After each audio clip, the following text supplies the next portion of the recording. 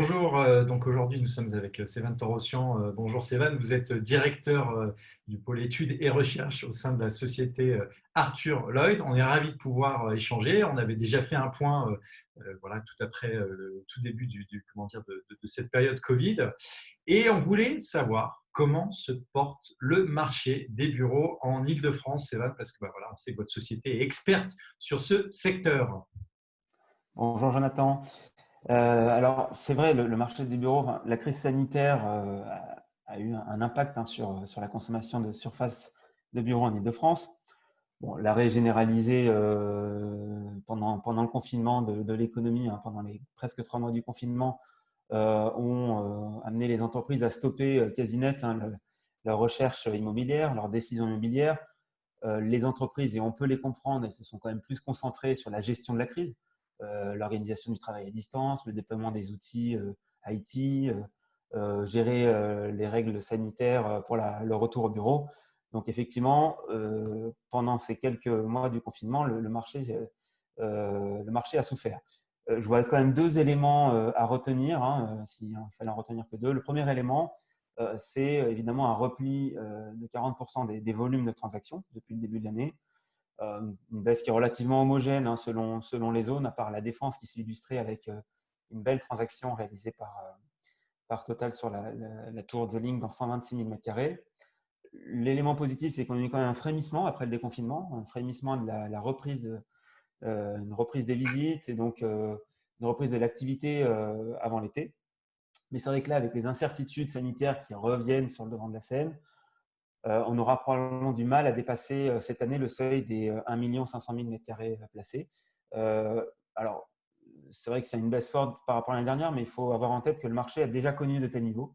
C'était en 2002, donc ça nous ramène assez loin, mais ça a déjà existé. À l'époque, il y avait effectivement l'explosion de la bulle Internet et les impacts sur l'économie mondiale des attentats du 11 septembre. Et donc, on avait eu un repli de la demande placée. Et par la suite, le marché avait rebondi. Deuxième élément que je vois qu'il faut retenir, c'est que les taux de vacances, malgré tout, restent faibles, et notamment dans les quartiers centraux. Et à Paris, évidemment, en particulier. Ça s'explique pourquoi. C'est tout simplement parce qu'avant Covid, on avait une situation d'extrême pénurie d'offres de bureaux dans les quartiers centraux. Et il faudra un certain temps avant de retourner vers la zone de fluidité du marché à Paris. Et ça, ça permet de voir un peu venir une évolution dans les mois qui viennent. Voilà, donc ça veut dire quelque part, on n'est pas dans une situation de suroffre dans le quartier central des affaires, ce qu'on évoque communément par le QCA. Et Tout à donc ça fait. veut dire que quelque part, il y a une période qui va permettre quelque part aux bailleurs de pouvoir avoir un maintien des valeurs locatives parce qu'il reste, voilà, quand même, il reste une certaine forme de tension, Tout à fait. en tout cas voilà, il y a un équilibre qui n'est pas en suroffre par rapport à la demande. Merci Céline pour cet éclairage. Mais est-ce qu'aujourd'hui, les bureaux, ils ne se vident pas depuis le confinement? Est-ce qu'il n'y a pas quelque part voilà, plein de personnes qui libèrent des surfaces de bureaux? C'est quand même un questionnement. Il y a beaucoup d'articles sur la fin du bureau parce à cause du télétravail. C'est quoi votre vision, Céline Tension? Bah, on va pas se mentir, les bureaux se sont vidés pendant le confinement, en fait, pendant le confinement. C'est surtout, en fait, ils ne se sont pas tous re-remplis depuis le confinement. Certaines entreprises, qui sont souvent anglo-saxonnes, ont maintenu le télétravail comme règle. D'autres annoncent passer en full remote, hein, ce qu'on appelle 100% télétravail. Mais clairement, on ne peut pas encore parler de tendance de fond. Il y a effectivement des exemples un peu par-ci par-là dans certains articles, mais c'est vraiment pas la règle pour tout le monde. Euh, Si le marché locatif sera affecté dans les trimestres qui viennent, moi je crois que ce sera surtout à cause des conséquences de la récession économique, bien plus qu'en raison du télétravail, bien plus. Et c'est vrai que le marché des bureaux, il se caractérise quand même par une certaine inertie. Cette inertie, elle s'explique par la nature même du bail commercial, puisque finalement, on ne peut pas résilier à tout moment son bail. On va d'abord chercher peut-être à obtenir des franchises ou des avantages commerciaux, en échange d'ailleurs d'une durée de l'engagement du bail. Donc, s'il y aura un impact sur le marché des libérations, ce sera un impact qui sera lissé dans le temps. Je le rappelle, hein, on revient à ce fameux taux de vacances. Quand on dit qu'il y a un taux de vacances de 5% en Île-de-France, ça veut dire que finalement, le taux d'occupation des bureaux en Île-de-France, il est de 95%. Donc, ça veut dire que 95% des bureaux en Île-de-France, du parc de bureaux, est occupé. est occupé par un bail, avec une entreprise derrière. Donc voilà, je pense qu'il faut relativiser tout ce qu'on peut voir aujourd'hui dans la presse et les effets, ils sont d'abord dus à la récession et ils vont s'étaler dans le temps, ils ne vont pas être immédiats. Et on peut peut-être aussi être un peu optimiste parce qu'on le sait, la France, 12e pays en termes d'innovation dans le monde. On sait qu'il y a un gros plan de relance qui a été porté et qui est porté par le gouvernement. Hier, le président Macron était à cet événement big organisé par la BPI. Voilà, il y a quand même un socle d'entreprises qui sont là, qui innovent, qui embauchent, qui vont consommer des mètres carrés dans le futur. Il y a certainement un nouveau modèle qui est en train de se dessiner. Est-ce que vous voyez quelque part des grandes tendances se dessiner pour ce marché francilien, Sévan? Bah, moi, j'ai une conviction, c'est que le monde d'après va beaucoup ressembler au monde d'avant, déjà. L'Île-de-France a une économie diversifiée et ça fait depuis très longtemps qu'on dit que c'est un atout fort pour le marché des bureaux et ce sera un atout fort pour le marché des bureaux demain, déjà. Je pense qu'on va surtout assister peut-être à une accélération de certaines tendances qu'on voyait poindre avant le Covid. La première, j'en vois trois principales, hein. La première, je pense, c'est qu'on fera peut-être un peu plus de télétravail, mais on aura aussi besoin d'avoir plus d'interactions au bureau. Et donc, on aura besoin d'espaces qui favorisent la collaboration sur le lieu de travail. Et donc, du coup, une consommation des bureaux qui ne sera pas forcément en retrait.